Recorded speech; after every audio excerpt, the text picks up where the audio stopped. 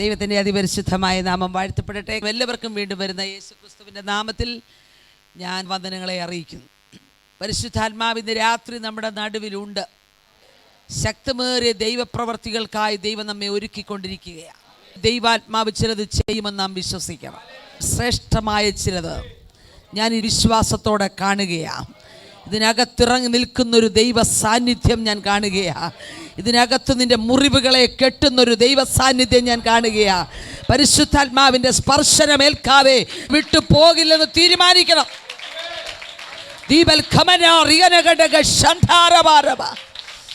ശത്രു എത്ര ശക്തമായി അലറിയാലും അവൻ്റെ പദ്ധതികളൊന്നും ഇനി നടക്കയില്ല.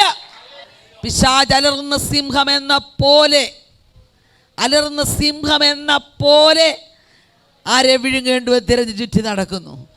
ഞാൻ വിചാരിക്കും അവൻ സിംഹമാണ്. അല്ല, സിംഹമെന്ന പോലെയാ അവൻ സിംഹമല്ല. എന്തുകൊണ്ട്? കാൽവറിയിൽ അവൻ്റെ പല്ല് തകർന്നതാ, അവൻ്റെ തല തകർന്നതാ. അവൻ നിന്നെ ഭയപ്പെടുത്താൻ അവൻ്റെ വാരിട്ടരക്കുമ്പോൾ നീ ഭയപ്പെടണ്ട. നിന്റെ കൂടെയുള്ള ദൈവ സാന്നിധ്യം ചില സ്ഥലങ്ങളിലേക്ക് ഇറങ്ങിച്ചെല്ലും. നിങ്ങൾ പ്രാർത്ഥിക്കുമ്പോൾ മൈലുകൾക്കപ്പുറത്ത് വിടുതൽ നടക്കും. ഭവനത്തിനകത്ത് വിടുതൽ നടക്കും. ആർക്കും രൂപപ്പെടുത്താൻ കഴിയാത്ത ചില വ്യക്തി ജീവിതങ്ങളുടെ മാറ്റത്തിൻ്റെ രാത്രിയായി മാറും. മൈലുകളൊന്നും ദൈവത്തിന് വിഷയമല്ല. പരിശുദ്ധാത്മാവിൻ്റെ സ്പർശനത്തിന് വേണ്ടി കൊതിക്കുന്ന ചിലതിനെ ഇതിനകത്ത് ദൈവാത്മാവ് കാണുകയാ. യേശുവിൻ്റെ അധികാരമുള്ള നാമത്തിൽ ശത്രു വെച്ചതിനകത്ത് ഒതുങ്ങിപ്പോകുവാൻ, ഹല്ലേലൂയ, ചിലതിനകത്ത് നിന്നെ തളച്ചിടാൻ, പ്രൈസ് ഗോഡ്, ചിലതിനകത്ത് നിന്നെ തളച്ചിടാൻ പിശാചിന് ആഗ്രഹമുണ്ട്. പക്ഷേ അത് സ്വയം നീ പൊട്ടിക്കണം. മറ്റൊരാൾ വന്ന് പൊട്ടിക്കാൻ നീ വെയിറ്റ് ചെയ്യണ്ട. ദൈവം നിനക്ക് തന്ന അഭിഷേകത്താൽ നീ ചിലതിനെ പൊട്ടിക്കണം. ഹല്ലേലൂയ. ഈ കോഴിമുട്ടയ്ക്കകത്തിരിക്കുന്ന കോഴിക്കുഞ്ഞ് ചില ദിവസങ്ങൾ അതൊരു സ്ഥലത്ത് അടങ്ങിയിരുന്നതാ. ഹല്ലേലൂയ. വിരിക്കപ്പെട്ട ആ ചിറകിൻ്റെ കീഴിൽ അത് ഒതുങ്ങിയിരുന്നതാ. അത് കഴിഞ്ഞത് പുറത്തേക്ക് വരുമ്പോൾ അതിനെ ഒന്ന് രക്ഷിക്കാമെന്നോർത്ത് ആരും മെനക്കെടണ്ട, തന്നെ കൊത്തിപ്പൊട്ടിക്കുക. പരിശുദ്ധാത്മാവ് പറയുന്നു, എത്ര ദിവസം ഇരിക്കണം ചിറകിൻ്റെ കീഴിൽ? 21. ഇത് കഴിയുമ്പോൾ തന്നെ കൊത്തിപ്പൊട്ടിച്ച് ചിലത് പുറത്തു വരും. യേശുവിൻ്റെ നാമത്തിൽ അത് സംഭവിക്കും. ഞാനത് ആത്മാവിൽ കാണുകയാ. മറ്റാരും നിന്നെ പുറത്തു കൊണ്ടുവരാൻ ശ്രമിക്കണ്ട. നീ പുറത്തു വരുന്ന ദിനങ്ങളാ. നീ പുറത്തു വരും. നീ തന്നെ പുറത്തു വരും. നീ ചലിക്കത്തില്ലെന്ന് പറഞ്ഞവരുടെ മുൻപിൽ നീ ചലിക്കും. ഒരു സ്ഥലത്ത് നിന്നെ ഒതുക്കുമെന്ന് പറഞ്ഞവരുടെ അടുക്കൽ നീ ഒതുങ്ങില്ല. നീ എഴുന്നേറ്റ് നടക്കുകയും തുള്ളി ചാടി ദൈവത്തെ മഹത്വപ്പെടുത്തുകയും ചെയ്യും. അത് കണ്ട് ചില അന്ധകാരത്തിന്റെ ശക്തികൾ നിന്നെ ഭയപ്പെടാൻ പോകുക. ദേശത്ത് വർഷങ്ങളായി നിൽക്കുന്ന ചിലവ് നിന്റെ കുടുംബത്തോടും നിന്റെ ആത്മീക ശുശ്രൂഷയോടും പോരാടുമ്പോൾ ദൈവാത്മാവ് പറയുന്നു, നീ അതിനെ സ്വയമായി അഴിക്കണം. ഹല്ലേലൂയ. എത്ര പേർക്ക് വിശ്വസിക്കാം? എന്നാൽ ചിലത് സംഭവിക്കാൻ പോകുകയാണ്. ദൈവാത്മാവിൻ്റെ അകത്ത് തന്ന വചനം ഞാൻ നിങ്ങളുമായി പങ്കുവയ്ക്കാം. മർക്കോസിന്റെ സുവിശേഷം 14-ാം അധ്യായം അതിൻ്റെ 37-ാമത്തെ വാക്യം. പിന്നെ അവൻ വന്നു, അവർ ഉറങ്ങുന്നത് കണ്ടു. യേശു ക്രിസ്തു വന്ന് എന്ന് പറഞ്ഞാൽ അവൻ വന്നു. പിന്നെ അവൻ വന്ന് അവർ ഉറങ്ങുന്നത് കണ്ടു. യേശു വന്നപ്പോൾ അവർ ഉറങ്ങുകയാണ്. എന്നിട്ട് പത്രോസിനോട് ചോദിക്കുക, നീ ഉറങ്ങുന്നത് എന്താണ്? ഹല്ലേലൂയ. 3 പേരെ കൊണ്ടുപോയി പ്രാർത്ഥന മരയിലേക്ക്. അവർ 3 പേരും സുഖമായിട്ടുറങ്ങുക. കർത്താവിന് ഈ പോകാറായപ്പം എന്തെങ്കിലും ടെൻഷൻ കൂടിയോണ്ടാണോ അങ്ങനെ ചോദിച്ചേ? നമ്മൾ ഈ മനോരമ പത്രം വായിക്കുന്ന പോലെ വേദോസം വായിച്ചാൽ ഒന്നും പിടികിട്ടിയല്ല. ഇതിനകത്ത് ഓരോ വാക്കിനും അർത്ഥമുണ്ട്. യേശു വന്നു, അവരുറങ്ങുന്നുണ്ട്. 3 പേര് ഉറങ്ങുമല്ലേ? ഈ 3 പേര് ഉറങ്ങുന്നതിനകത്തു നിന്ന് ഒരാളോട് ചോദിക്കുക, നീ ഉറങ്ങുവാണോ? ഹല്ലേലൂയ. 3 പേര് ഉറങ്ങുമ്പം നിങ്ങൾ 3 പേര് ഉറങ്ങുവാണോന്നല്ലേ ചോദിക്കണ്ടേ? പക്ഷേ പത്രോസിൻ്റെ നേരെ തിരിഞ്ഞിട്ട് കർത്താവ് ചോദിച്ചു, നീ ഉറങ്ങുന്നുവോ? 3 പേര് ഉറങ്ങുന്നത് കാണാൻ മേലാഞ്ഞിട്ടാണോ ഒരാളോട് ചോദിക്കുന്നത്? അല്ല, പത്രോസേ, നീ ഉറങ്ങാൻ പാടില്ല. നിന്റെ അപ്പുറത്ത് കിടക്കുന്നവരും ഇപ്പുറത്ത് കിടക്കുന്നവരും ഉറങ്ങുക, പക്ഷെ നീ ഉറങ്ങാൻ പാടില്ല. ചിലതിനെ വിരൽ ചൂണ്ടിക്കൊണ്ട് പരിശുദ്ധാത്മാവ് പറയുകയാ, നിന്റെ അപ്പുറത്തിരിക്കുന്നവർ ഉറങ്ങും, ഇപ്പുറത്തിരിക്കുന്നവർ ഉറങ്ങും, നിന്റെ അപ്പുറത്തെ വീട്ടിലുള്ളവർ ഉറങ്ങും, പക്ഷെ നീ ഉറങ്ങാൻ പാടില്ല. ഹല്ലേലൂയ. അതിൻ്റെ ആ പുറകിലോട്ടൊന്ന് ചിന്തിച്ചാൽ അതിൻ്റെ അർത്ഥം മനസ്സിലാവും. അപ്പം തിന്നാനും കൂട്ടുകൂടാനും ഒരുപാട് പേരുണ്ടായിരുന്നു, 5000-ലധികം പുരുഷന്മാർ. അപ്പോൾ അവരുടെ ഭാര്യമാർ, കുഞ്ഞുങ്ങളെല്ലാം കൂടെ എത്ര വലിയ സംഖ്യ അപ്പം തിന്നേ. ഈ അപ്പം തിന്നവരെ എല്ലാവരെയും ഒന്നും കർത്താവിന് വേണ്ട. ഹല്ലേലൂയ. ഒരുപാട് പേര് അപ്പം തിന്നാൻ നടക്കുന്നുണ്ട്. സൗഖ്യം വേണം, വിടുതൽ വേണം, കാറ് വേണം, വീട് വേണം. ദൈവത്തിന് പിണക്കമൊന്നുമില്ല. പക്ഷേ അത്രയും പുരുഷാരത്തിൻ്റെ നടുവിൽ നിന്ന് ഒരു 70 പേരെ തിരഞ്ഞെടുത്ത് ഈ രണ്ടായിട്ട് അയച്ചു. 5000-ലധികം ജനത്തിൽ നിന്ന് ഒരു 70-ലേക്ക് ചുരുങ്ങി. പിന്നീട് ആ 70-ൽ നിന്ന് 12-ലേക്ക് ചുരുങ്ങി. 12-ലേക്ക് ഒരു രാത്രി മുഴുവൻ പിതാവിനോടുള്ള ബന്ധത്തിൽ പ്രാർത്ഥിച്ച് തിരഞ്ഞെടുത്ത 12 പേരിലേക്ക്. കണ്ടോ? അപ്പോൾ വലിയ പുരുഷാരത്തിൽ നിന്ന് ഒതുങ്ങി വരിക 70, പിന്നെ അത് 12. ആ 12-ൽ യൂദായും ഉണ്ട്. Praise the Lord. നമ്മൾ ചിലപ്പോൾ ഓർക്കിയല്ലേ, ഈ ദൈവസഭയെ വന്നിട്ട് നന്നായില്ല. ഇല്ല, അവനെ വെച്ചേക്കുന്നതാ, അവനെ ദൈവം അനുവദിച്ചതാ. നമ്മളായിട്ട് യൂദയെ മാറ്റണ്ട, യൂദ തന്നെ മാറിപ്പോകും. യൂദയുടെ ഡ്യൂട്ടി തീർന്നു കഴിയുമ്പോൾ യൂദ തന്നെ പൊക്കോളും. യൂദയെ പറഞ്ഞു വിടാൻ നീ ശ്രമിച്ചാൽ നീയും കൂടെ പോണ്ടി വരും. ഈ കിണറിന് കുറ്റി അടിച്ച് കിണർ കുഴിക്കുന്ന കണ്ടിട്ടുണ്ടോ? ഈ കുറ്റി അടിച്ചേച്ച് ഇത്രയും വട്ടത്തിലാണ് കിണർ കുത്തുന്നത്. ഈ നല്ല പണിക്കാരും കുറ്റി പറിക്കാൻ ധൃതി പിടിക്കുകയില്ല. അവർക്കറിയാം കിണറിൻ്റെ വട്ടം ചുറ്റി കിളച്ച് വരുമ്പോൾ തന്നെ കുറ്റി പൊക്കോളും. ഈ ചിലർ കുറ്റി പറിക്കാൻ നടക്കുക. ഞാൻ ആ കുറ്റി പറിച്ചില്ലേ, ആര് പറിക്കും? നീ പറിക്കണ്ട, നീ ദൈവത്തിന് വിട്ടോട്, തന്നെ പറഞ്ഞു പൊക്കോളും. ചിലത് ദൈവസഭയെന്ന് പറഞ്ഞു മാറും. എന്നാൽ ആ കൂട്ടത്തിൽ പോകാതിരിക്കാൻ സൂക്ഷിച്ചോണം. ചിലത് പോകുന്ന കൂട്ടത്തിൽ ഞാനും പോരുന്നെന്ന് പറയാതിരിക്കാൻ സൂക്ഷിച്ചോണം. പരിശുദ്ധാത്മാവ് പറയുന്നു, നിന്നെ ഈ കാലഘട്ടത്തിൽ പ്രത്യേക ഒരു ഉദ്ദേശത്തിന് വേണ്ടി വിളിച്ച് ദൈവസഭയ്ക്കകത്ത് നട്ടത് നിനക്ക് പറഞ്ഞു പോകാൻ പറ്റില്ല. അങ്ങനെയാണ് ഇടയ്ക്കിടയ്ക്ക് പറഞ്ഞു പോകണമെന്ന് തോന്നുമെങ്കിൽ അതിൻ്റെ ആത്മാവ് വേറെയാണ്. Praise the Lord. ഏതെങ്കിലും ഒരു ചെറിയ പ്രാർത്ഥനാ വിഷയത്തിൻ്റെ മറുപടി കിട്ടിയില്ലേ, ഞാൻ പോവുക. നല്ല കാര്യം, നീ പോകുന്നതാണ് നല്ലത്. പലക നിവരെ നിൽക്കാതെ ചെരിഞ്ഞു നിന്നാൽ ദൈവസഭയ്ക്ക് നാറ്റമാണ്. ചത്ത ഈച്ചകളല്ല, ഈച്ച മതി, ഒറ്റ ഈച്ച മതി. അതുകൊണ്ട് യൂദാ പോയെന്നും പറഞ്ഞു, അയ്യോ യൂദാ പോയി, കരയണ്ട. നീ നിൽക്കുന്നതിന് ദൈവത്തിന് നന്ദി പറയണം. അപ്പം 12 പേരിലേക്ക് വന്നു. ആ 12 പേരിൽ നിന്ന് വിശിഷ്ടമായതൊക്കെ കാണിക്കാൻ ഒരു 3 പേരെ തിരഞ്ഞെടുത്തു. 5000-ലധികം ജനത്തിൽ നിന്ന് 70-ലേക്ക് വന്നു, 70-ൽ നിന്ന് 12-ലേക്ക് വന്നു, 12-ൽ നിന്നൊരു 3-ലേക്ക് വന്നു. യാക്കോബും യോഹന്നാനും പത്രോസും. ഈ 3 പേരെയും കൊണ്ടാ വിശേഷമായതൊക്കെ കാണിച്ചു കൊടുത്തേ. അങ്ങനെ ഗത്സമന തോട്ടത്തിൽ പ്രാർത്ഥിക്കാൻ കൊണ്ടാക്കിയ കർത്താവ് പ്രാർത്ഥനയ്ക്ക് വേണ്ടി അല്പം കല്ലേറു ദൂരത്തോളം മുൻപോട്ട് പോയി. വന്ന് നോക്കിയപ്പോഴെല്ലാം ഇവർ ഉറങ്ങുക. അപ്പം 3 പേരോട് ചോദിക്കേണ്ട ചോദ്യം ഒരാളോട് ചോദിച്ചതാ ഇപ്പം പറയുന്നത്. കണ്ടോ? ആ വിളി ഒരുത്തനിലേക്ക് ഒതുങ്ങി. നിങ്ങൾക്ക് ഈ ദൂതം മനസ്സിലാകുന്നുണ്ടെന്നാണ് എൻ്റെ വിശ്വാസം. വലിയ ആൾക്കൂട്ടത്തിൻ്റെ നടുവിൽ നിന്ന് ദൈവം നിന്നെ ഒറ്റയ്ക്ക് വിളിച്ചു കൊണ്ടുവന്ന് ഒരു പ്രത്യേക വിളിയിലേക്ക് കൊണ്ടുവന്നത്, പത്രോസേ, നിന്റെ കൂടെ ഇരിക്കുന്ന മറ്റു പലരെയും ശ്രദ്ധിക്കാനല്ല, നിന്റെ മേലൊരു വിളി ഞാൻ വെച്ചിട്ടുണ്ട്. സ്വർഗത്തിൻ്റെ വിളി നിന്റെ മേലുണ്ട് കേട്ടോ. നീ വന്നത് എത്ര തകർച്ചയാണെന്ന് ദൈവത്തിന് വിഷയമല്ല. നീ പോന്ന വീട്ടിലെ അവസ്ഥ എത്ര ദുസ്സഹമാണെന്നുള്ളത് ദൈവത്തിന് വിഷയമല്ല. പരിശുദ്ധാത്മാവ് പറയുന്നു, നിന്റെ മേലൊരു വിളിയുണ്ട്, നിന്റെ മേലൊരു വിളിയുണ്ട്. മറ്റാർക്കും വെളിപ്പെടാത്തൊരു വിളി നിന്റെ മേലുണ്ട്. നീ പലതിൻ്റെയും നടുവിൽ മനസ്സുമടുത്ത് മരിച്ചാൽ മതി എന്ന് പറഞ്ഞ വാക്കുകൾ പോലും ശ്രദ്ധിക്കുന്ന ഒരു തമ്പുരാൻ നിന്നോട് ഇടപെടുകയാണ്. മതി കർത്താവേ, ഇനി ജീവിച്ചിരുന്നിട്ട് കാര്യമില്ല, അത് തീരുമാനിക്കുന്നത് നീയല്ല. നിന്റെ മേലുള്ള വിളിയുടെ വലിപ്പം അറിയുന്ന ദൈവം നിന്റെ പിന്നാലെ നടക്കുക കേട്ടോ. മറ്റുള്ളവർക്കില്ലാത്ത എന്തൊക്കെയോ പ്രത്യേകതകൾ പത്രോസിനുണ്ട്. ഈ എല്ലാവരും പറയും പത്രോസിനെ എടുത്തിയാട്ടക്കാരനാണ്, ഇവനൊരു എടുത്തിയാട്ടക്കാരനായി. ഞാൻ ചോദിച്ചു, നിങ്ങൾ എന്തിനാ അവനെ എടുത്തിയാട്ടക്കാരൻ? പിന്നെ എന്ത് കാര്യത്തിനും എടുത്തിയാടുക? പ്രൈസലോ. കർത്താവിൻ്റെ അടുക്ക വന്നേച്ച് ചോദിച്ചു, ഞങ്ങളെല്ലാം വിട്ടു നിന്നെ അനുഗമിച്ച് ഞങ്ങൾക്ക് എന്ത് കിട്ടും? ഞാൻ പഠിച്ചപ്പോൾ എനിക്ക് മനസ്സിലായ കാര്യം പറയാം. ഈ 11 പേരുടെ അകത്ത് ഈ ചോദ്യമുണ്ട്.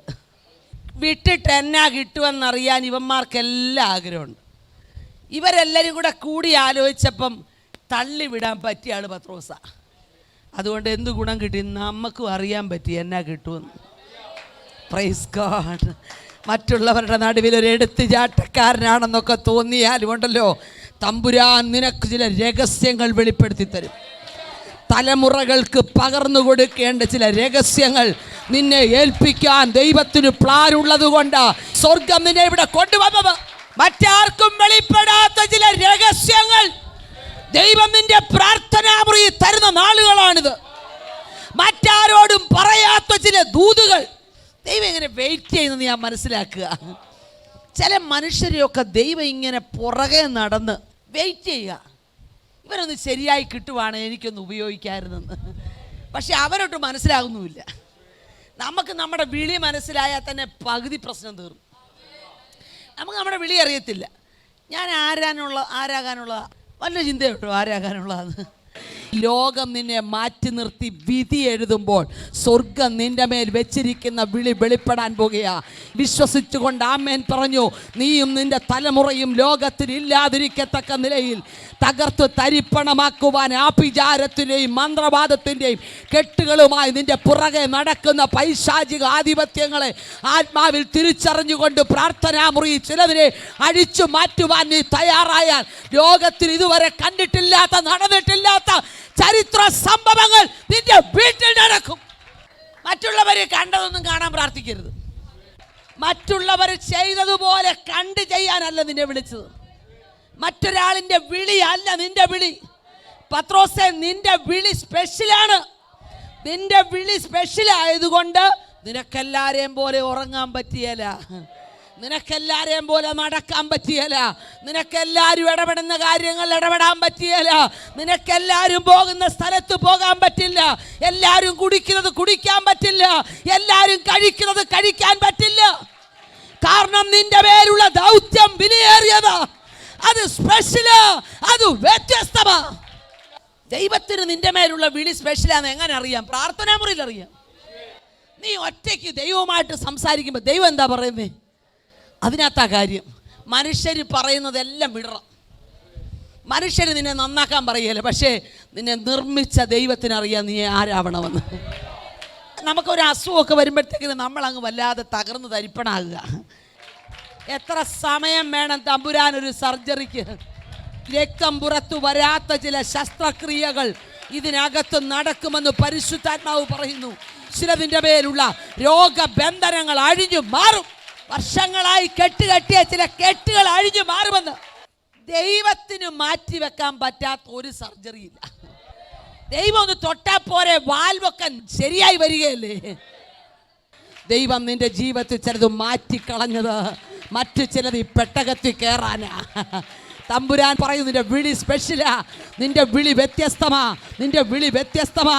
മറ്റാരും കാണാത്തൊരു വിളി നിന്റെ മേലുണ്ട്. നീ അത് ഏറ്റെടുക്കാൻ തയ്യാറായാൽ മതി. നിന്നെ ചിലതിനകത്ത് കൊണ്ടിട്ട് തകർത്ത് തരിപ്പണമാക്കി നിന്നെ ഇല്ലായ്മ ചെയ്യാൻ പിശാച് ശ്രമിക്കുക. ചിലതിനകത്തിട്ട് വട്ടം കറക്കി ചുഴിക്കകത്തകപ്പെട്ട് കറങ്ങുന്നത് പോലെ നിന്നെ കറക്കാൻ പിശാച് അനുവാദം ചോദിക്കുമ്പോൾ യേശുവിൻ്റെ നാമത്തിൽ നീ പുറത്തു വരാൻ പരിശുദ്ധാത്മാവ് വിളിക്കുക. നിന്റെ പേരുള്ള വിളി വ്യത്യസ്തമാ. നിന്നെ കൊണ്ട് ചിലതിനെ തകർക്കാനുണ്ട്. ചില രാജ്യങ്ങളുടെ മേലൊരു അഭിഷേകം വെളിപ്പെടുത്താൻ ദൈവത്തിന് നിന്നെ ആവശ്യമുണ്ട്. വിളിയെക്കുറിച്ചുള്ളൊരു തിരിച്ചറിവുണ്ടാകണം. നീ പ്രാർത്ഥനാ മുറിയിലൊരു ദൗത്യം ഏറ്റെടുത്താൽ മനുഷ്യരെ ഭയപ്പെടരുത്, ലോകത്തിലാരുടെ മുമ്പിൽ മുട്ടുകുത്തരുത്, തല കുരിച്ചു കൊടുക്കരുത്. ഇറങ്ങിത്തിരിക്കാൻ ഇത് തൻ്റെ കയ്യിൽ തന്നെങ്കിൽ ഇതിനേക്കാൾ വലിയൊരു ആയുധം ലോകത്തിലില്ല. ഒരു കുടുംബം നാശത്തിലേക്ക് പോകുമ്പോൾ കയറിട്ട് കൊടുക്കാൻ ദൈവം നിന്നെ വിളിച്ചെങ്കിൽ നിന്നെ ആ ശുശ്രൂഷ ഏൽപ്പിച്ചിട്ടുണ്ടെന്നല്ലേ അതിൻ്റെ അർത്ഥം. നീ മുഖാന്തരം ചില കുടുംബങ്ങൾ തീക്കകത്തുനിന്ന് വിടുവിക്കപ്പെടണം, ആത്മഹത്യയിൽ നിന്ന് വിടുവിക്കപ്പെടണം. ആ കുടുംബ കലഹങ്ങൾക്കകത്തകപ്പെട്ട് കൂട്ട ആത്മഹത്യ ചെയ്യാനിരിക്കുന്ന കുടുംബങ്ങളെ വിടുവിക്കാൻ നിന്റെ വാക്കിനകത്ത് ദൈവം പ്രവർത്തിക്കും. വിശ്വസിക്കുന്നുണ്ടോ? സ്ത്രീയാണെങ്കിലും പുരുഷനാണെങ്കിലും ദൈവത്തിൻ്റെ പദ്ധതിക്കകത്ത്, വിളിക്കകത്ത് നീ ഉൾപ്പെട്ടെങ്കിൽ നാളെ എന്തെന്നുള്ള ചോദ്യം നിനക്ക് വേണ്ട. നിനക്ക് വേണ്ടി ചില വൻ പർവ്വതങ്ങളെ തകർത്ത് പെരുവഴികളാക്കി നിന്നെ മുൻപോട്ട് നയിക്കാനുള്ള ഒരു ദൈവകൃപ നിന്റെ മേൽ പകരുവാൻ ദൈവത്തിന് പദ്ധതിയുണ്ട്. ഹല്ലേലൂയ. അതുകൊണ്ട് എല്ലാവരും പോണ പോലെ, എല്ലാവരും പ്രാർത്ഥിക്കുന്ന പോലെ ഞാൻ പ്രാർത്ഥിക്കുക, എല്ലാവരും പ്രസംഗിക്കുന്ന അത് വേണ്ട. നീ വ്യത്യസ്തമായ ഒരു അഭിഷേകത്തിന് വേണ്ടി പ്രാർത്ഥിക്കാമോ? വ്യത്യസ്തമായ ചിലത് ചെയ്യാൻ സഹോദരന്മാരെ പ്രാർത്ഥിക്കാമോ? എല്ലാ വണ്ടി ടാറിട്ട റോഡിൽ കൂടെ പോണേ, പക്ഷേ JCB വെട്ടാത്ത വഴി കൂടെ പോണേ. വെട്ടി പോവാ, വഴി വെട്ടിയാ പോകുന്നത്. എന്തിനാണെന്നറിയാമോ? നാളെ ചിലത് എൻ്റെ പുറകെ വരാനുണ്ട്. വിശ്വസിച്ചോണ്ട് പറ, ഞാൻ പോയ വഴിയിലൂടെ ചിലർ ദൈവത്തിൻ്റെ അടുക്കൽ എത്താനുണ്ട്. ദൈവം അതിനു വേണ്ടിയാ നിന്നെ തെരഞ്ഞെടുത്തത് കേട്ടോ. നീ പോകുന്ന വഴി കണ്ടു നോക്കി നിൽക്കുന്ന ചിലരുണ്ട്. അവരുടെ അഭിഷേകമുണ്ടല്ലോ, അവരുടെ മേൽ ചലിക്കുന്ന ദൈവകൃപയുണ്ടല്ലോ, അതെനിക്ക് വേണമെന്ന് പറയുന്ന ചിലർ ഈ കാലഘട്ടത്തിൽ ഉണ്ട്. അങ്ങനെ ഒരു അഭിഷേകമുണ്ടോ? അങ്ങനെ ഒരു പ്രത്യേക വിളിയുണ്ടോ? നീ വെറുതെ വില മുടക്കാൻ ഇറങ്ങിയതല്ല കേട്ടോ. നിന്റെ പിറകിൽ ചില കണ്ണുനീര് കിടപ്പുണ്ട്. നിന്നെ ഈ തലമുറയിൽ ദൈവം ഒരു വ്യത്യസ്ത ശുശ്രൂഷയ്ക്കായി മാറ്റാൻ കാരണം നിന്റെ പിറകിൽ ഒഴുക്കിയ കണ്ണുനീരാ. നീ തകർന്നു പോകേണ്ട സ്ഥാനത്ത് നിന്നെ ഇല്ലായ്മ ചെയ്യുവാൻ പിശാച് പിടിച്ച് കെട്ടി ഒതുക്കി അവൻ്റെ പൂണിയിലെ ഒരു ആയുധമാക്കാൻ ശ്രമിച്ച സമയത്ത് ഒരു കണ്ണുനീർ നിന്റെ പിറകിൽ കിടന്ന് അത് നിലവിളിച്ചുകൊണ്ടിരിക്കുക. അതിൻ്റെ മറുപടിയായി ദൈവം നിന്നെ ഈ കാലഘട്ടത്തിൽ ചില ദൂരദേശങ്ങളിൽ മറ്റാരും പോകാൻ ഇഷ്ടപ്പെടാത്ത ചില ദ്വീപുകളിൽ ദൈവം നിന്നെ അയക്കും. പരിശുദ്ധാത്മാവിനോട് പറയുന്നു, ചില ദ്വീപുകൾക്കകത്ത് ശുശ്രൂഷയ്ക്ക് വേണ്ടി ദൈവം നിന്നെ അയക്കാനുള്ളതാ. നീ വിശ്വാസത്തോടെ ആമേൻ പറഞ്ഞു. നിന്റെ മേൽ പകരപ്പെടുന്ന അഭിഷേകത്തെ കണ്ട് അതിനെതിരെ നിൽക്കാൻ ചിലതിനെ പിശാച് എഴുന്നേൽപ്പിച്ച് നിർത്തിയിട്ടുണ്ട്.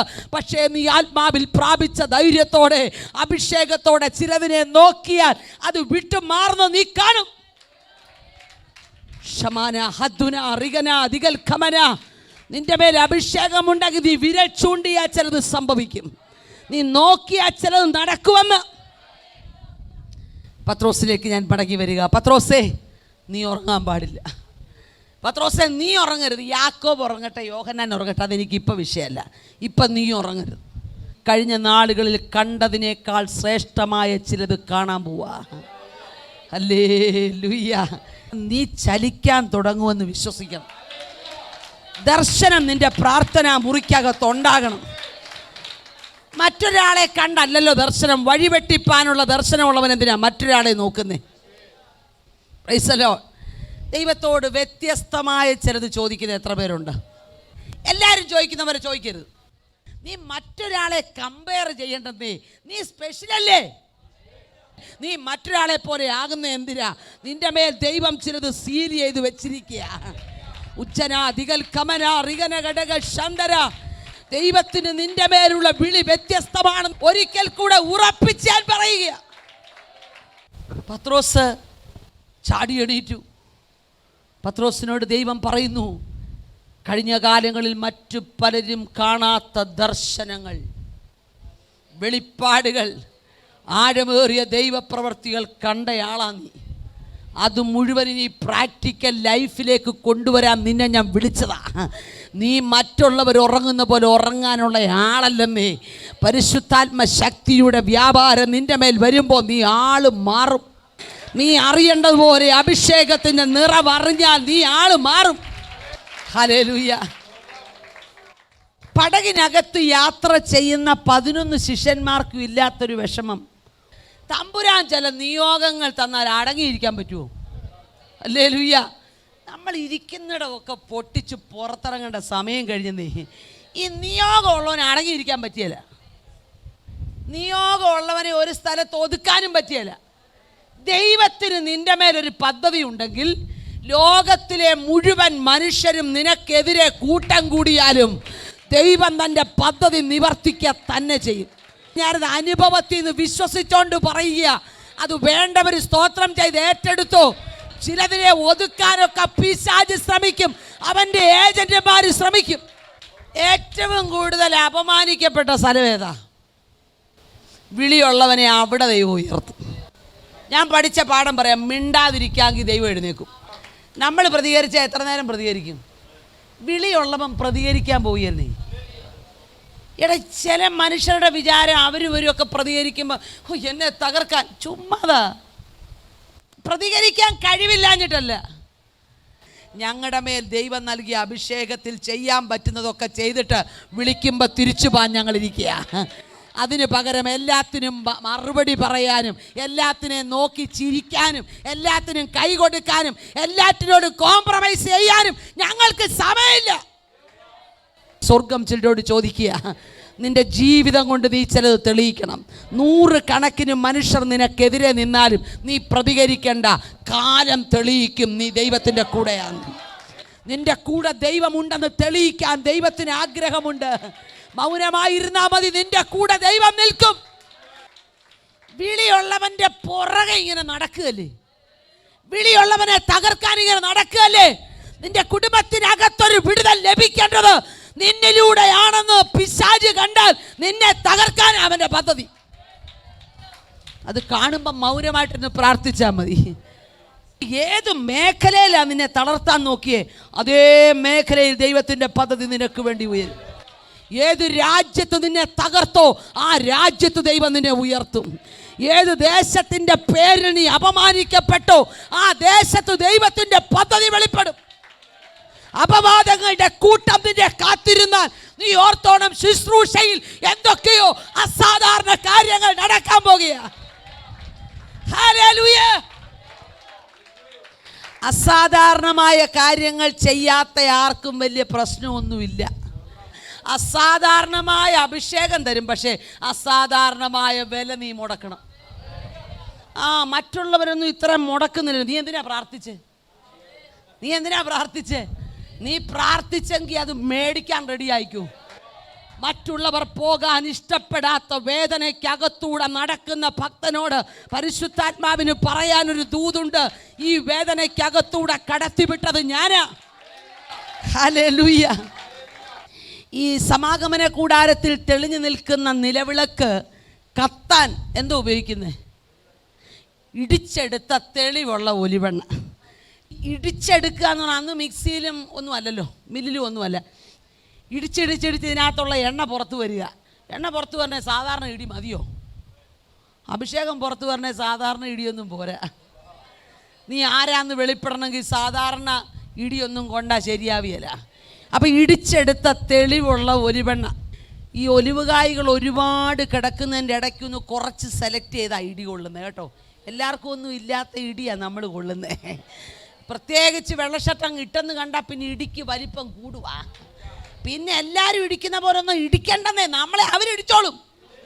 നിന്ന് കൊടുത്താൽ മതി, ഇടിക്കാൻ റെഡി ആയിട്ടുണ്ട്. അവരുടെ കൃപാവരം അതാണ്, അവരിടിക്കട്ടെന്നേ. നിലവിളക്ക് ക്രിസ്തുവിനെ കാണിക്കുന്നു. ആ ക്രിസ്തുവാകുന്ന നിലവിളക്കിലേക്ക് എണ്ണ ഒഴിക്കുമ്പോഴാണ് എന്നെ ഇടിച്ച് എൻ്റെ അകത്തിരുന്ന് എണ്ണ പുറത്തു വന്നതാ കണ്ടോ എന്നൊക്കെ പറഞ്ഞാൽ ചെല്ലുന്നേ. അന്നേരം അവിടെ ഇരിക്കുന്ന നിലവിളക്ക് തിരിച്ചൊരു കാര്യം പറയുക, നിലവിളക്ക് തങ്കം കൊണ്ടാ. തങ്കം കൊണ്ടുള്ള നിലവിളക്ക് അടിപ്പ് പണിയായിട്ടാണ് പണിതേക്കുന്നത്. അടിപ്പ് പണിയായിട്ട് എന്ന് പറഞ്ഞാൽ ക്രിസ്തുവിനെ കാണിക്കുന്നതാണല്ലോ നിലവിളക്ക്. അടിപ്പ് പണി എന്ന് പറഞ്ഞാൽ അതിൻ്റെ അർത്ഥം ഹാമേഡ് എന്ന് പറഞ്ഞാൽ ഈ ചുറ്റിക കൊണ്ട് അടിച്ചടിച്ചാണ് അടിപ്പ് പണിയായിട്ട് വിളക്കുണ്ടാക്കിയേക്കുന്നത്. അപ്പം ഇവിടുന്ന് ഈ എണ്ണ വേദനപ്പെട്ട് അവിടെ ചെന്ന് കായ്കൾ പറയാം, ഞങ്ങളെ ഇടിച്ചാകട്ടോ, ഞങ്ങൾ പുറത്ത് വന്നേ. വിളക്ക് ഇങ്ങോട്ട് പറയാ, നീ ഇത്രയല്ലേ കൊണ്ടുള്ളൂ, ഞാൻ ചുറ്റിയോണ്ട് ഹാമേഡായിട്ടാണ് ഇവിടെ ഇരിക്കുന്നത്. ഹല്ലേലൂയ. നീ ഒരു നിസ്സാര ഇടി കൊണ്ടപ്പോൾ തളർന്നു പോകുവാണോ? ഞാൻ കൊണ്ടയടി ഉഴവുചാലുകൾ പോലെ എൻ്റെ പുറം കീറി. ഓറിക്കഥനാഴത്തിൽ എൻ്റെ പുറം കീറി. എൻ്റെ തലയിൽ മുൾക്കിരീടം വെച്ച് ആഞ്ഞടിച്ചു. എനിക്ക് പിന്മാറാൻ കഴിയാതെ വണ്ണം, പ്രതികരിക്കാൻ കഴിയാതെ വണ്ണം എൻ്റെ മുഖത്തേറ്റ തുപ്പലും രക്തവും എൻ്റെ വായിലേക്ക് ഒഴുകി വന്നപ്പോൾ ഈ കൈ കൊണ്ടൊന്ന് തുടയ്ക്കാൻ പോലും പറ്റാതെ എൻ്റെ കൈകളാണിയിൽ അടിക്കപ്പെട്ടു. ഓ, ഞാൻ ആ വേദന സഹിച്ചത് കുഞ്ഞേ നിനക്ക് വേണ്ടിയാ. നീ നിന്റെ വേദനയും കൊണ്ട് ദൈവസന്നിധി ചെല്ലുമ്പോ കർത്താവ് പറയാ, ഞാൻ ഏറ്റ വേദനയ്ക്ക് മുൻപിൽ നീ ഏറ്റ വേദന എന്നാ? തമ്പുരാനോട് പറയണം, കർത്താവേ എനിക്കിത് സഹിക്കാൻ മേല, എനിക്കിത് ഇച്ചിരി കൂടുതലാ പറയുമ്പോൾ കർത്താവ് പുറമൊന്ന് കാണിക്കും. എത്ര വേദന സഹിച്ചാലും തമ്പുരാൻ സഹിച്ചിടത്തോളം സഹിച്ചില്ലല്ലോ. കർത്താവേ, ഞാനിനി പരാതി പറയില്ല. നിനക്ക് ലഭിച്ച വിളിയുടെ മുൻപിൽ നിന്നെ ദൈവം കടത്തിവിടുന്ന പാതകൾക്ക് നീ മിണ്ടാതെ ഇരുന്ന് സഹിച്ചാൽ മതി. അതിൻ്റെ ഒടുവിൽ നിന്നെ മഹത്വമാക്കാൻ. ഒരു സാധാരണ വിളിയാണ്, ഇത്രയൊന്നും അനുഭവിക്കേണ്ടെന്നേ. അസാധാരണ വിളിക്കാരാ ഇതൊക്കെ അനുഭവിക്കണ്ടേ? പത്രോസേ, നിനക്ക് ഉറങ്ങാൻ പറ്റിയല്ല. കാരണം നിന്റെ പോലെ വിളി ലഭിച്ചവരാരും ഇവിടെ ഇല്ലല്ലോ.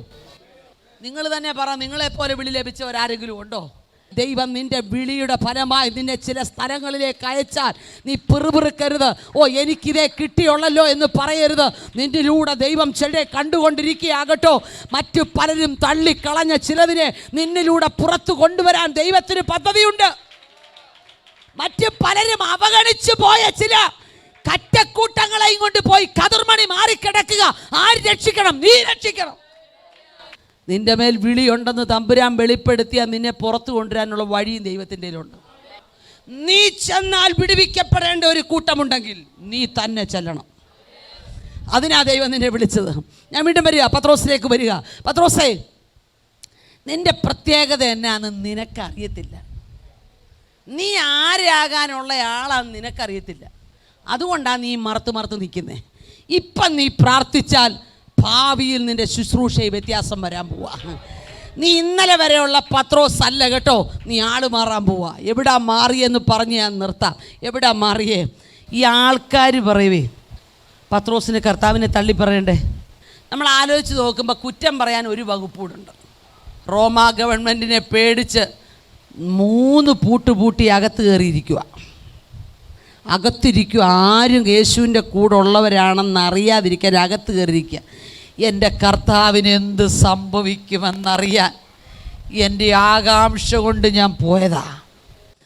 മറ്റു പലരും പെരയ്ക്കകത്തൊതുങ്ങുമ്പോൾ നീ നിൻ്റെ ആത്മനാഥനോടുള്ള സ്നേഹം കൊണ്ടാ പുറത്തു വന്നതെങ്കിൽ അബദ്ധവശാൽ ഒരു വാക്ക് നിൻ്റെ വായിൽ നിന്ന് വന്നാലും അവൻ നിന്നെ തള്ളിക്കളകയില്ലെന്നല്ലേ അതിൻ്റെ അർത്ഥം?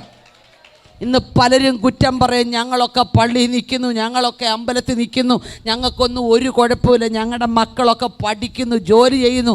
നീ എന്നെ ആരാധിക്കാൻ ഇറങ്ങിയിട്ടൊരു വിടുതലില്ലാത്തേ? മറുപടി പറയാൻ വരട്ടെ. നിത്യതയിലുള്ള നിക്ഷേപത്തെക്കുറിച്ച് കണ്ടുപിടിച്ചവന് ഇതൊന്നും ഒരു വിഷയമല്ല. നീ ആത്മാർത്ഥതയിൽ നിന്നാ പത്രോസ് അരമനയ്ക്കകത്തോളം ചെന്നത്. നീ സകലത്തെയും അവഗണിച്ച് കൂട്ടുകുടുംബക്കാരെയും വീട്ടുകാരുടെയും അപ്രീതി സമ്പാദിച്ച് നീ ദൈവസഭയ്ക്കകത്ത് മുട്ടുകുത്തിയതിൻ്റെ പിൻപിൽ സ്വർഗത്തിന് നിന്റെ മേൽ ചിലത് തരാനുണ്ട് കേട്ടോ. ലോകത്തിലാരും നിന്നെ അംഗീകരിക്കാതെ മാറ്റിക്കളഞ്ഞ സ്ഥാനത്ത് പരിശുദ്ധാത്മാവിൻ സഹോദരി നിന്റെ മുഖത്ത് നോക്കി ദൂത് വിളിച്ച് പറയുക, നിന്നെ ഒന്നിനും കൊള്ളില്ലെന്ന് പറഞ്ഞവരുടെയൊക്കെ നടുവിൽ നീ ആരാണെന്ന് കൂടെ നിന്ന് തെളിയിക്കാൻ ദൈവത്തിന് ആഗ്രഹമുണ്ട്. ഒന്ന് നിന്നുകൊടുക്കാൻ പറ്റുമോ? നമ്മുടെ വിചാരം നിന്നുകൊടുക്കാനല്ല, നമ്മളെന്തോ അങ്ങ് ചെയ്യാനാ. കർത്താവ് പറയും, നീ ഒന്നും ചെയ്യണ്ട, നിനക്കൊന്ന് നിൽക്കാവോ? നിനക്ക് എനിക്ക് വേണ്ടി ഒന്ന് നിന്ന് തരാവോ?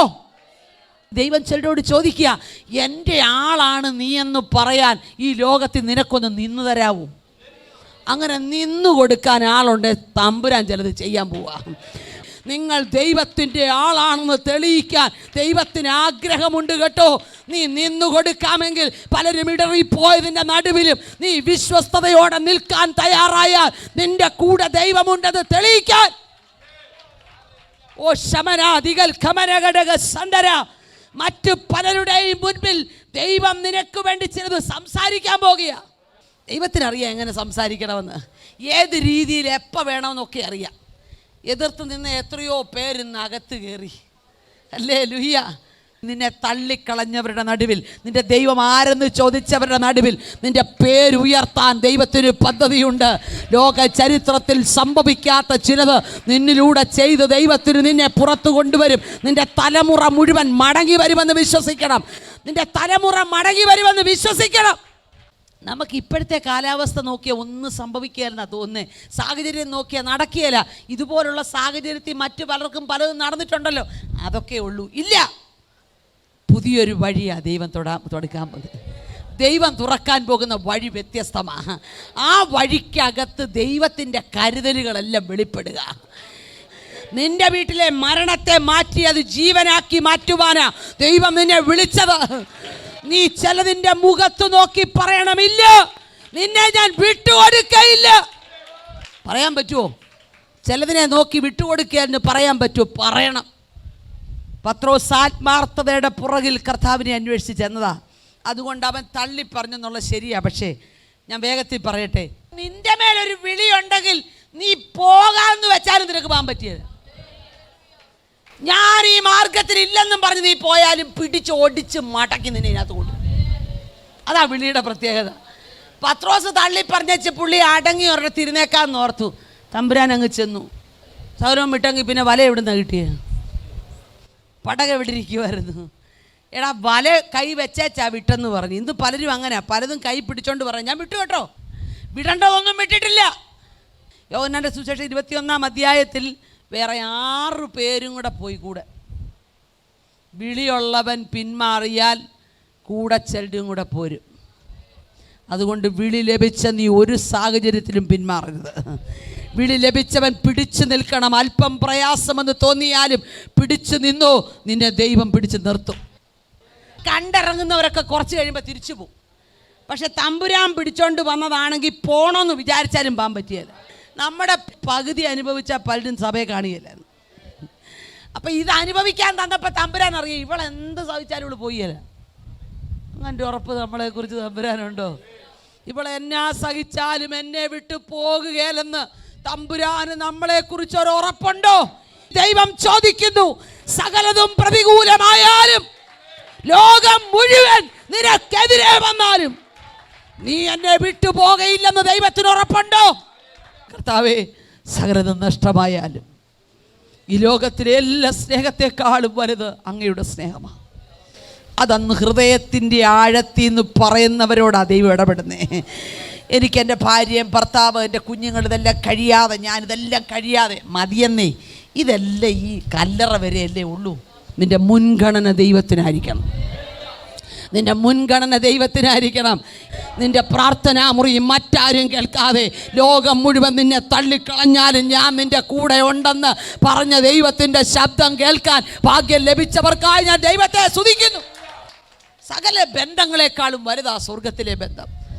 അപ്പം ഈ 6 പേര് കൂടെ പോയവർ ചെന്ന് നിൽക്കുക.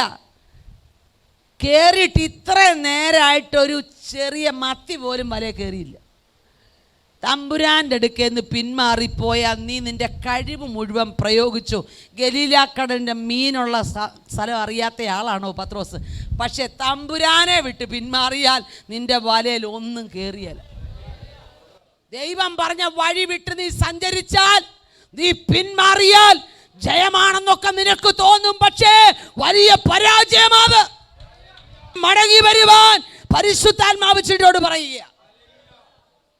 ഈ 7 പേര് പോയിട്ട് ഭക്ഷണമൊക്കെ കൊടുത്ത് ഇവരെ തൃപ്തിപ്പെടുത്തി കഴിഞ്ഞ് 6 പേരെ മാറ്റി നിർത്തിയേച്ച് ഈ പുള്ളിയെ മാത്രം മാറ്റി നിർത്തിയേച്ച് കർത്താവ് ചോദിക്കുക, ഒന്ന് ഒറ്റയ്ക്ക് മാറ്റി നിർത്തിയിരിക്കുക. ഞാൻ എൻ്റെ സന്ദേശത്തിൻ്റെ അവസാനത്തിലേക്ക് വരിക. എന്താ പത്രോസേ നിന്നെ തന്നെ മാറ്റി നിർത്തിയ ഒരു ചോദ്യം? ദൈവം പറയുന്ന മറുപടിയും കൂടെ പറഞ്ഞ് ഞാൻ നിർത്താൻ പോവുക. എന്താണെന്നറിയാവോ? നിന്നെ ഒറ്റയ്ക്ക് എനിക്ക് ചില സ്ഥലങ്ങളിൽ അയക്കണം.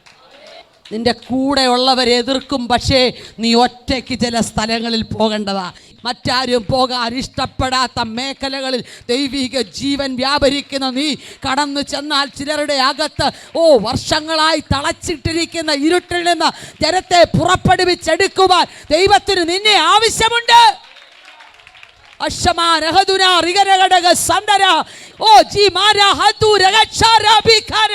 പത്രോസേ, നിന്റെ ചിന്താഗതികൾക്ക് പോലും വ്യത്യാസം വരുത്തി. അതുകൊണ്ടാണ് നീ പോയിട്ട് നിന്നെ വിടാതെ ഞാൻ പുറകെ നടക്കുന്നേ. ഇന്ന് രാത്രി പലപ്പോഴും പരിശുദ്ധാത്മാവ് പിറകെ നടന്ന് സംസാരിക്കുന്നത് നിന്നെ മറ്റുള്ളവരെക്കാൾ വ്യത്യസ്തമായി ദൈവത്തിന് ഉപയോഗിക്കാനാ. ഉറക്കം മാറ്റിവെച്ച് നിന്റെ മേലുള്ള വിളി തിരിച്ചറിയാൻ പരിശുദ്ധാത്മാവ് ഒരു ദൂത് പറയുകയാ. പരിശുദ്ധാത്മാവ് ചിലരെ തൊട്ടുണർത്തുകയാ. നിന്റെ കൂടെയുള്ള 11 പേർക്കും മനസ്സിലാകാത്ത ഒരു വിളി നിന്റെ മേലുണ്ട്. അതുകൂടെ പറഞ്ഞ് ഞാൻ നിർത്താം. എന്താ വിളി? അപ്പോസ്തല പ്രവൃത്തികളുടെ പുസ്തകം 2-ാം അധ്യായത്തിൽ പത്രോസ് പറയുന്നു, പാപങ്ങളുടെ മോചനത്തിനു വേണ്ടി രക്ഷിക്കപ്പെടണം, അത് കഴിഞ്ഞ് സ്നാനപ്പെടണം, അത് കഴിഞ്ഞ് പരിശുദ്ധാത്മാവ് എന്ന ദാനം ലഭിക്കും. ആ 2-ാം അധ്യായം കഴിഞ്ഞ് 8 അധ്യായം മുൻപോട്ട് എന്ന് 10-ാം അധ്യായത്തിലേക്ക് പത്രോസിനെ കൊണ്ടുചെല്ലുക. പ്രാർത്ഥിക്കാൻ വെൺമാടത്തിൽ കയറിയവനോട് ഒറ്റയ്ക്ക് പോകാൻ പറഞ്ഞു. ദൈവം ചിലരെ ഒറ്റയ്ക്കാണ് വിളിക്കുന്നത്. മറ്റു പലരും എതിർക്കുന്ന ചില മേഖലകൾ നീ ഒറ്റയ്ക്ക് നിൽക്കേണ്ടി വരും. പക്ഷേ ദൈവിക ദൗത്യമാണ് ചെയ്യുന്നതെങ്കിൽ മടിക്കണ്ട കേട്ടോ. ദൗത്യം തന്ന ദൈവമാണ് നിന്നെ വിളിച്ചതെങ്കിൽ മടിക്കണ്ട. ദൈവത്തിന് അതിനകത്ത് ഉത്തരവാദിത്വമുണ്ടെന്ന് തെളിയിക്കാൻ പോവല്ലേ യേശുവിൻ്റെ നാമത്തിൽ. വേഗത്തിൽ പറയട്ടെ, ജാതികളുടെ ഒരു കൂട്ടം കാത്തിരിക്കുക. ഹല്ലേലൂയ. അവരോട് ആരോടും അനുവാദം ചോദിക്കാതെ ദൈവ ശബ്ദത്തിൻ്റെ മുൻപിൽ ഇറങ്ങി തിരിഞ്ഞ പത്രോസ് അവിടെ ചെന്നപ്പോൾ അവർ പറയാം, നീ വന്നത് ഞങ്ങൾക്ക് ഉപകാരം, ഞങ്ങളോട് സംസാരിക്കണമേ. ദൈവം പറഞ്ഞത് മറച്ചു വെക്കല്ല. ദൈവത്തിന് നിന്നെ ഒറ്റയ്ക്ക് ചില കൂട്ടങ്ങളിലേക്ക് അയക്കാനുണ്ട്. പരിശുദ്ധാത്മാവ് പറയുന്നു, ചില കൂട്ടങ്ങളുടെ നടുവിൽ വ്യത്യസ്ത ശുശ്രൂഷയ്ക്കായി മറ്റു പലരും പോകാൻ മടിക്കുന്ന ദേശങ്ങളിൽ ദൈവം അയക്കാൻ പോകുക. ചോദ്യചിഹ്നങ്ങൾ വരും, ശകാരവർഷങ്ങൾ കേൾക്കും, പലരും പറയണ്ടാത്തത് പറയും. പക്ഷേ ദൗത്യമേൽപ്പിച്ചവൻ കൂടെ നിൽക്കുവാണേ ആരെയെ പേടിക്കുന്നേ? പത്രോസ് ചെന്നു വചനം പറഞ്ഞുകൊണ്ടിരിക്കുക. ശ്രദ്ധിച്ചോണം, ഞാൻ നിർത്താൻ പോവാ. അപ്പം 2-ാം അധ്യായത്തിൽ വലിയ വീര്യത്തോടെ പറഞ്ഞ പാപമോചനം, സ്നാനം, പരിശുദ്ധാത്മാവ്. 10-ാം അധ്യായത്തിൽ ഒറ്റയ്ക്ക് തമ്പുരാൻ വിട്ടു കഴിഞ്ഞപ്പോൾ ചെന്ന് ദൈവപ്രവൃത്തി കണ്ടപ്പം സംഭവിച്ചത് എന്നാണെന്നറിയാമോ? രക്ഷിക്കപ്പെട്ടോന്ന് പോലും അറിയുന്നതിന് മുമ്പ് ജനം പരിശുദ്ധാത്മാവ് പ്രാപിച്ചു. വചനം കേട്ടോണ്ടിരുന്നപ്പോൾ പരിശുദ്ധാത്മാവ് അവരുടെ മേൽ വന്നു. പത്രോസേ, നിന്റെ ബുദ്ധിക്കപ്പുറമായി എനിക്ക് ചിലത് ചെയ്യാനുണ്ട്. നീ പറഞ്ഞ വാക്കുകളാണെങ്കിൽ പോലും അത് തിരുത്തി പറയിപ്പിക്കുന്നൊരു സ്വർഗമുണ്ട്. നിന്റെ വാക്കുകൾക്കകത്ത് വ്യാപരിച്ച അതേ അഭിഷേകം ഇന്ന് ഈ ജാതീയ കൂട്ടങ്ങളിലേക്ക് വ്യാപരിക്കുക. മറ്റു പലരും പറയുന്നത് കേട്ടോണ്ടൊന്നും വിളിയെ മാറ്റി നിർത്തരുത്, വിളിയെ സംശയിക്കരുത്. ദൈവദാസ, ദൗത്യമേൽപ്പിച്ചവൻ കണക്ക് ചോദിക്കും.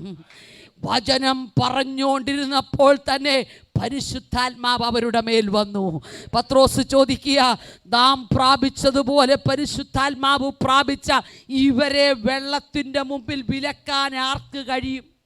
ബുദ്ധിക്കപ്പുറമായി ദൈവം ചില പദ്ധതികൾ നിന്റെ വാ കൊണ്ട് നീ പ്രസംഗിച്ചതിൽ തന്നെ ദൈവം ചിലത് മാറ്റിവെക്കാൻ പോകുക. പത്രോസേ, നീ ഉറങ്ങരുത്. നിന്റെ ഉറക്കം കെടുത്തുന്ന നാളുകൾ നിന്റെ മുൻപിൽ പിശാച് പണിയെടുക്കുന്നുണ്ട്. വിശ്വസിച്ചോ, നിന്റെ ഉറക്കം കെടുത്തത്തക്ക നിലയിൽ സംഭവങ്ങളുമായി പിശാച് എഴുന്നേറ്റിട്ടുണ്ട്. അതുകൊണ്ട് നീ ഇപ്പൊ ഉറങ്ങരുത്. ഇപ്പം നിനക്ക് പ്രാർത്ഥിക്കേണ്ട സമയമാ. ഈ സമയത്ത് നീ പ്രാർത്ഥിച്ചാൽ പിന്നീട് എല്ലാവരും വിഷമിക്കുമ്പം നീ ഉറങ്ങിക്കോളൂ. ഹല്ലേലൂയ. എൻ്റെ ദൂത് ഇവിടെ നിർത്തുക. കാരാഗ്രഹത്തിൻ്റെ അകത്തളങ്ങളിൽ അടികളേറ്റ് മുറിവുകളാൽ കിടന്ന് ആരാധന കഴിച്ച് ആ കാരാഗ്രഹത്തിനകത്ത് കിടന്നുറങ്ങുക. 2 കാവൽക്കാരുടെ നടുവിൽ കിടക്കുന്ന പത്രോസ് സുഖമായിട്ടുറങ്ങി. എന്തുകൊണ്ടാണെന്നറിയാമോ? അവനറിയാം, ഉറങ്ങേണ്ട സമയത്ത് ഞാൻ ഉറങ്ങിയില്ല. അന്നെന്നെ വിളിച്ചുണർത്തി പ്രാർത്ഥിക്കാൻ പറഞ്ഞു. അതുകൊണ്ട് ഇന്ന് ഞാൻ ശാന്തമായിട്ട് ഉറങ്ങുക.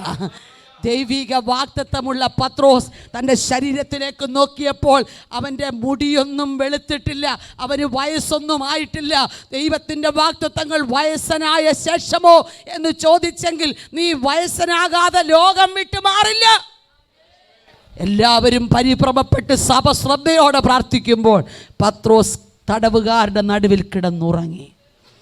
ഇന്ന് നീ ഉണർന്നു പ്രാർത്ഥിക്കാമെങ്കിൽ നിനക്ക് വേണ്ടി ഉറങ്ങാതെ പ്രാർത്ഥിക്കാൻ ദൈവം ചിലരെ എഴുന്നേൽപ്പിക്കും.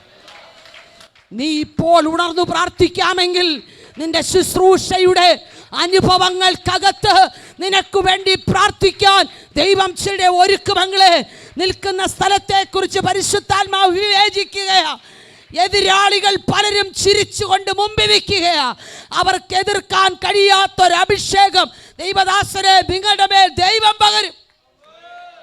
നിങ്ങൾക്കെതിരെ കെണികൾ ഒരുക്കി വെച്ചവർക്ക് പോലും അനങ്ങാൻ പറ്റാതെ, ചലിക്കാൻ പറ്റാതെ ദൈവം ചിലത് ചെയ്യാൻ പോവുക. നമ്മൾ പോലും അറിയാതെ നമ്മൾക്ക് കൈ തന്ന് മുൻപല്ലുകൊണ്ട് ചിരിച്ച് പിൻപിൽ വൈരാഗ്യ ദൃഷ്ടിയോടെ കാണുന്ന ചിലതിൻ്റെ നടുവിൽ ആത്മാവിലൊരു ദൂതേറ്റെടുത്തോ. ഭയപ്പെടേണ്ട, ഞാൻ നിന്റെ കയ്യിൽ പിടിച്ചിരിക്കുക. നീ ചെല്ലുന്നതിന് മുൻപ് ഒരു ദൂതൻ അവിടെ വെളിപ്പെടും. നീ പറയേണ്ട വാക്കുകൾ പറയാൻ ദൂതനെ ഏൽപ്പിക്കും. ഹല്ലേലൂയ. പത്രോസേ, നീ ഉറങ്ങാതിരുന്നതിൻ്റെ കാരണം ഒരു ജാതീയ കൂട്ടത്തെ സ്വർഗത്തിലെത്തിക്കാനാ. നിന്റെ ചിന്തകൾക്ക് പോലും വ്യത്യാസം വരുത്തി ഒരു പുതിയ നിയമ ശുശ്രൂഷയിലേക്ക് പരിശുദ്ധാത്മാവ് നിങ്ങളെ കൊണ്ടുവരാൻ പോകുക. ഈ കാലഘട്ടത്തിൽ ആവശ്യമുള്ള ഒരു അഭിഷേകം എൻ്റെ മേലുണ്ട്. എന്നെ ദൈവം വിളിച്ചത് വെറുതെയുള്ള വിളിയല്ല. എനിക്കൊരു സാധാരണ വിളി വേണ്ട. ദൈവം എന്നെക്കുറിച്ച് ആഗ്രഹിക്കുന്ന പദവിയിലേക്ക് എനിക്ക് മുന്നേറണം. വിശ്വാസത്തോടെ പ്രാർത്ഥിച്ച് തുടങ്ങിക്കോ. നിന്റെ ചിന്തകൾക്കപ്പുറമായി ഒരു ദൂതേറ്റെടുത്ത് സ്തോത്രം ചെയ്താട്ടെ. വിളിച്ചവന്റെ അടുക്കലേക്ക് മടങ്ങി ചെന്ന് എൻ്റെ മേലുള്ള വിളിയുടെ ഉറപ്പ് പ്രാപിച്ച് ഈ കാലഘട്ടത്തിൽ മറ്റാരും ചെയ്യാത്ത ഒരു ആത്മീക ശുശ്രൂഷയ്ക്ക് വേണ്ടി മറ്റു പലരും വിട്ടു മടങ്ങിയതിന്റെ അടുക്കലേക്ക് ദൈവം നിങ്ങളെ അയക്കാൻ പോകുക. ആമേൻ പറഞ്ഞു. ശബ്ദരാധികൾ കമന. പത്രോസേ, നിന്റെ മേൽ വെച്ചിരിക്കുന്ന ഒരു ശുശ്രൂഷയുടെ വലിപ്പമുണ്ട്. നീ ഭീരുവായി മരണത്തെ ഭയപ്പെട്ട് നടന്നെങ്കിലും നിനക്ക് ഒരു ക്രൂശ് നിൻ്റെ മുൻപിലുമുണ്ട്. നിൻ്റെ വിളി തിരിച്ചറിയാൻ പറ്റുന്നുണ്ടോ? തമ്പുരാൻ നിന്നെ വിളിച്ചെങ്കിൽ നിന്നെ എവിടെ കൊണ്ട് എത്തിക്കണമെന്ന് തമ്പുരാൻ അറിയാം. എന്നെ ഈ കാലഘട്ടത്തിൽ വ്യത്യസ്തമായിട്ടൊന്ന് ഉപയോഗിക്കണേ. നമ്മുടെ കണ്ണുകൾ ഒരു നിമിഷം ഒന്ന് അടയ്ക്കാം. കർത്താവേ, ഇന്നലെ വരെ എന്നെ ഉപയോഗിച്ചതുപോലെയല്ല. എനിക്കൊരു വ്യത്യസ്തമായ ശുശ്രൂഷ ആവശ്യമുണ്ട്. എൻ്റെ ശുശ്രൂഷയിൽ അസാധാരണമായ ചില ദൈവപ്രവർത്തികൾ വെളിപ്പെടണം. മറ്റുള്ളവരെ അംഗീകരിക്കുന്നതല്ല എനിക്ക് വിഷയം, സ്വർഗം അംഗീകരിക്കുന്നതാ വിഷയം. കൂടെ നിൽക്കുന്നവരെന്തു പറയുന്നു എന്നുള്ളത് വിഷയമല്ല. പക്ഷേ 11 പേരെക്കാൾ വ്യത്യസ്തമായി എന്നെ ഉപയോഗിക്കാൻ തോന്നിയല്ലോ എന്നോർക്കുമ്പോൾ പത്രോസ് ചങ്കുപൊട്ടി കരയുക. നിങ്ങൾ ഒതുങ്ങിപ്പോകേണ്ടവരല്ല.